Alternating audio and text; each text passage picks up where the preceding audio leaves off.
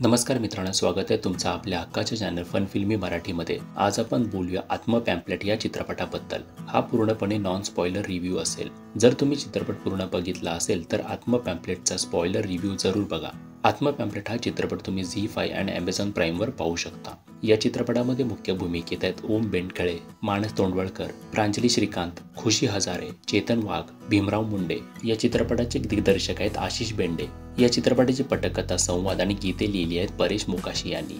या चित्रपटाला खूप सारे आंतरराष्ट्रीय अवॉर्ड सुद्धा मिळाले आहेत। तर हा पूर्णपणे नॉन स्पॉइलर व्हिडिओ असेल। तर बोलूया स्टोरी बद्दल। तर एखाद्या महान व्यक्तीचं आत्मचरित्र असतं, तसंच या चित्रपटात आशिष नावाच्या मुलाचं चरित्र दाखवलं आहे। त्याची कथा आणि ते चरित्र पॅम्पलेटमध्ये सामावलं गेलं, म्हणून या चित्रपटाचं नाव आत्म पॅम्पलेट आहे। तर आशिष नावाच्या मुलाचा जीवनपट या चित्रपटातून दाखवला आहे। मग त्याची सुरुवात होते त्याच्या पणजीपासून। पणजी ते आजोबा, आजोबा ते त्याचे बाबा आणि मग आशिषचे बाबा ते आशिष, इथपासूनच चित्रपटाची सुरुवात होते। मग आशिषचं बालपण, त्याची शाळा, शाळेतले प्रेम, शाळेतले त्याचे मित्र, त्यांच्या गोष्टी, त्यांची मैत्री, त्याचा रिकॅप आपल्याला चित्रपटाच्या माध्यमातून दिसतो। पण हा रिकॅप नसून एक प्रकारची स्टोरी टेलिंगच आहे, अशी की जी तुम्ही कधीच मराठी चित्रपटातून अनुभवली नसेल।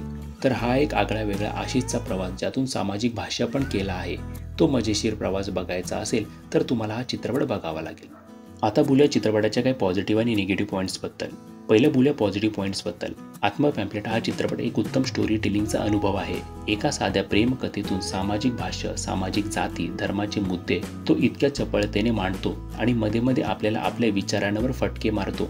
खरं तर असा प्रयोग मराठीत झाला याचं फार विशेष वाटतं। भावांनो, या शब्दात काय फिलिंग आहे हे आत्म पॅम्पलेट चित्रपट पाहताना समजू शकतो। मराठीतला हा एक धाडसी चित्रपट आपण समजू शकतो।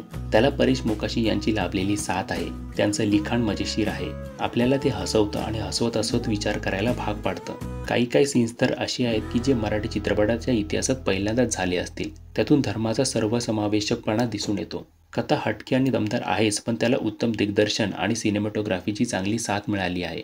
सगळ्या फ्रेम्स सुंदर आहेत, पण एडिटिंग पण क्लास झाली आहे। एकंदरीत हा एक वेलमेड चित्रपट आपण बोलू शकतो।